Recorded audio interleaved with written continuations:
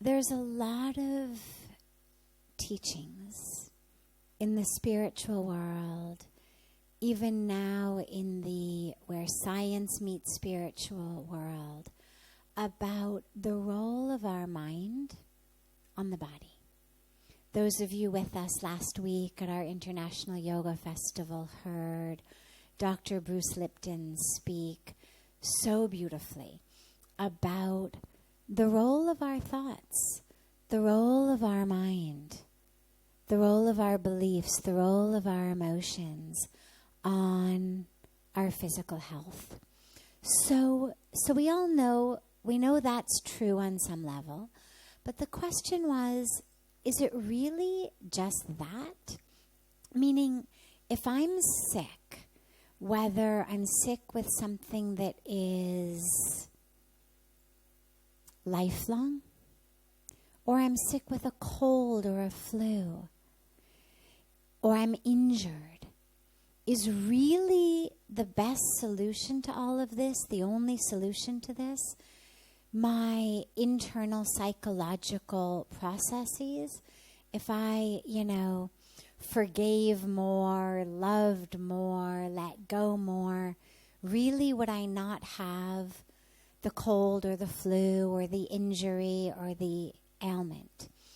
And the last part of the question was, and if this is true, then of course, what about enlightened masters, sages and saints who had physical ailments? What about animals who get injured? And so it was a question regarding that intersection of the emotions and the body. And it's something that I think is really interesting because it's dangerous in our minds and in our lives to go either too far on the spectrum. So, for example, the it's all physical belief. I'm sick because it's flu season. I'm sick because this person made me sick, or just I'm sick because the universe made me sick. And there's no interaction with my mind at all, is also very limited. It removes the role that our mind and emotions play. So it undermines the importance of the mind. And to swing too much in the other direction of it's all in your mind is also dangerous. We're living here, our existence, every aspect of our physical existence is an intersection of a lot of different variables. One variable is the karmic package we've come into the world with. So, born into an Asian family, you're going to end up with Asian bone structure. You're going to end up with a genetic predisposition to certain ailments. You're going to end up with a genetic strength against other ailments. Born into an African family, you're going to end up with an entirely different host. Born into a Scandinavian family, an entirely different group. And we know this. Medical professionals and researchers know, for example, that people of certain descents are more prone to certain illnesses and certain ailments. We just know this. This is not an in-your-mind aspect. So that's part of our karmic package. You've got a predisposition to something that doesn't necessarily have to be just your cultural descent. It's the family you've come into. It's the genes you've gotten. It's the body structure you've gotten. It's the early experience you got. Your mother accidentally dropped you. She had come out of the shower, you were crying, she went to pick you up before she even dried off because she didn't even want to take the time to dry off before picking you up to cuddle you. But her soaking wet body accidentally dropped you. So depending on which part of the body you got dropped on, you're going to have different issues. They're going to affect you in a different way. And yes, of course, learning to forgive your mother for dropping you is going to be a very important aspect of your spiritual and emotional growth. And it may have some impact on that part of the body. But the impact on the body is not rooted entirely in your emotional response to the fact that your mother dropped you. We've got bones. We've got organs. We've got muscles. We've got immune system cells. Certain chemicals interact with cells of our immune system in certain ways. Again, we know this. We know that people exposed to certain chemicals are at a much greater risk for certain illnesses. Go to Delhi for a few days. Take long walks outside. Breathe the air. Some large percentage of you are going to end up coughing and hacking in a few days. It's not because you're dealing with emotional issues pertaining to something from your past, and if you could just let it go, your lungs would clear up. You've been taking long walks in a city where it's the equivalent of smoking, more than 2 packs of cigarettes a day. That's going to have an impact on your lungs. And so all of that which we experience in our physical world is an intersection.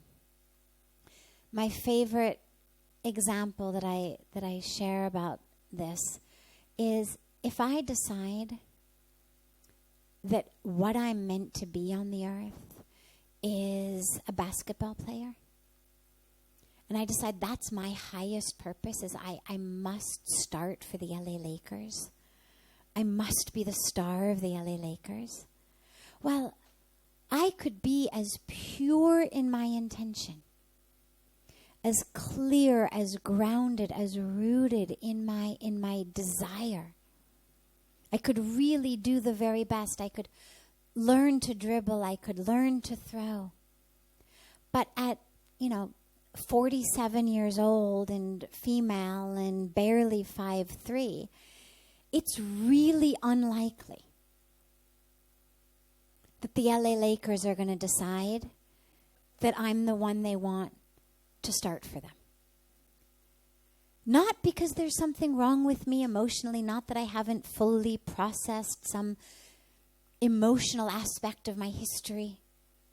Not that if I just could forgive my uncle, then it would all be okay and I would be able to play basketball. No. I'm the wrong height, I'm the wrong age, I'm the wrong gender. Not wrong in the big picture, but wrong for that particular thing. I grew up in LA in the 1970s when LA was one of the most polluted cities in the world. Almost everyone I grew up with has immunity issues. All of us who spent our early childhoods running around outside on days that in this day they would say, keep your children inside. They'd close school. It has an impact on the physical body. And so, should you find yourself afflicted with something very temporary like a cold or flu, something longer, don't convince yourself or let others convince you that it's just all in your head, that if you just could, work with it emotionally, it would all go away. That undermines the fact that there is also a physical existence. The spiritual teaching of this is all an illusion, it's all an illusion, it's all God, is true on one level. It's true on the highest level. It's true on the deepest level. And we are living a physical existence. Take a knife to me, cut me, I'm going to bleed. Regardless of how okay I am with my childhood, regardless of my relationship with my parents, regardless of anything. Take a knife to me, cut me, blood is going to come out. So don't feel badly. Don't doubt yourself that the reason you have something is somehow your fault in some way. If you could just think the right way, it would go away. And the other aspect is we know the power of the mind on every aspect of the body. That doesn't mean it's causational. That doesn't mean your mind has created it. You got bit by the wrong mosquito, you've got malaria. You didn't think it into existence. You drank some water from the wrong place. You have to stay near a toilet for a while. Again, you didn't create this. And the mind plays a very big role.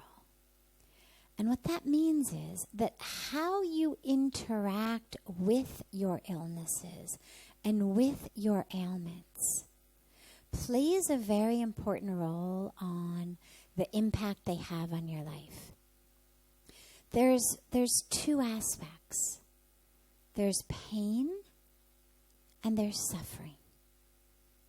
And we tend to group them together, but they're actually separate. Pain is something very biochemical. You can measure it in the body. We know, the neurotransmitters, we know the chemicals, we know how it works. How if I stick my hand accidentally on a hot stove, how the sensory neurons are going to send that signal back into my spinal cord, how it's going to be registered. We know that. That's pain.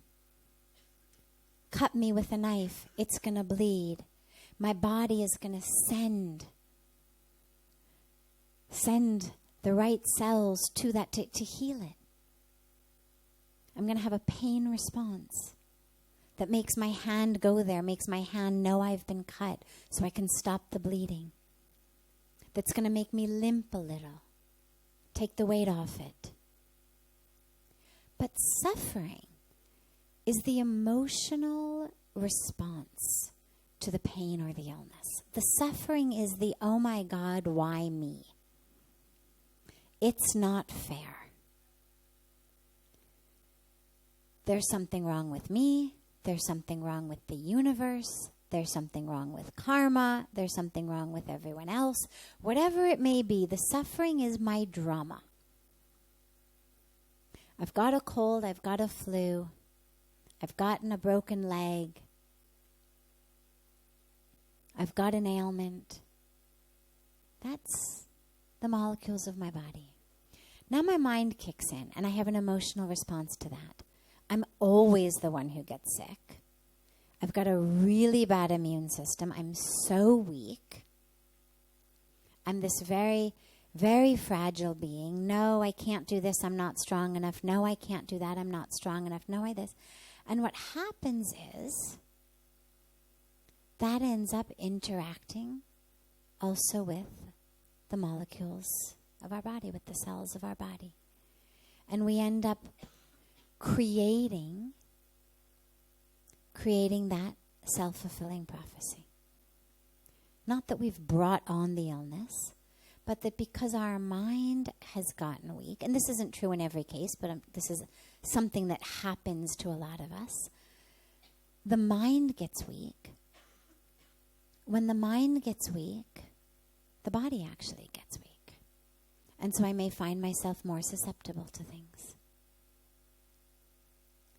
We also know that things happen to the body to the saints, to the sages. I mean, if you look at the history of enlightened masters, Ramakrishnaji died of throat cancer.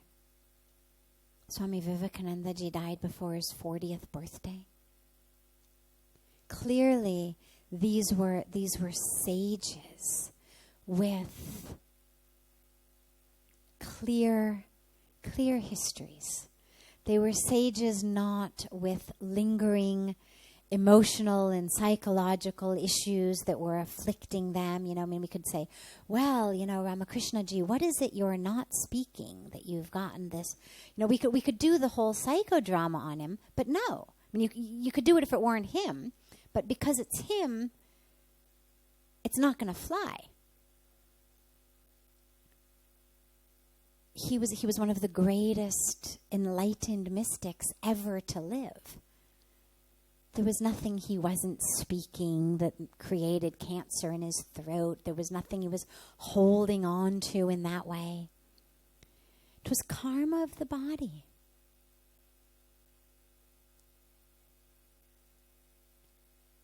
It was the cells of the body reacting in a certain way. But he didn't suffer. He didn't have the emotional response to the suffering.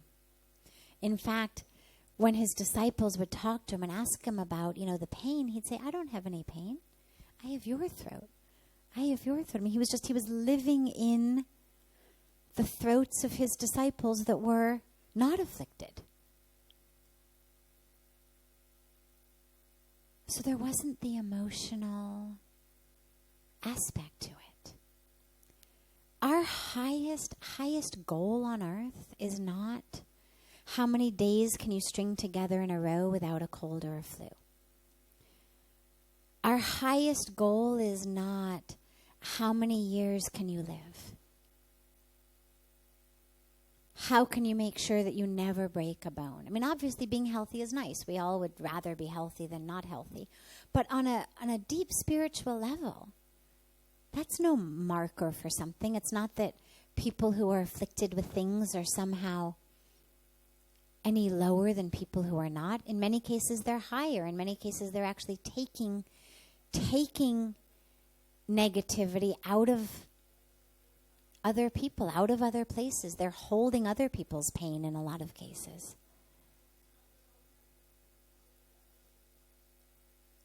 So that's not the highest goal. The highest goal is how consciously can you live?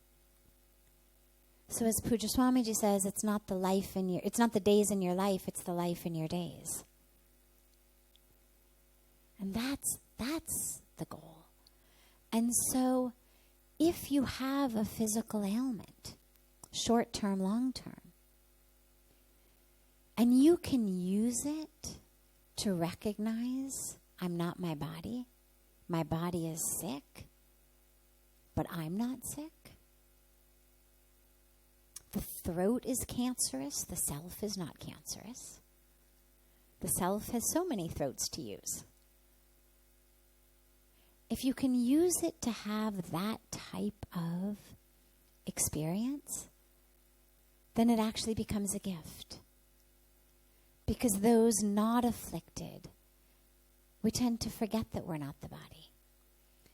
And when you get afflicted, the first thing that happens is we think we are the body. Oh my God, I'm going to die. Oh my God, I'm miserable. I'm sick. I'm this. I'm that. And it's an incredible opportunity to recognize you're not the body and to have that spiritual experience. So, no, it's not all in your mind. And yes, the mind plays a very crucial role.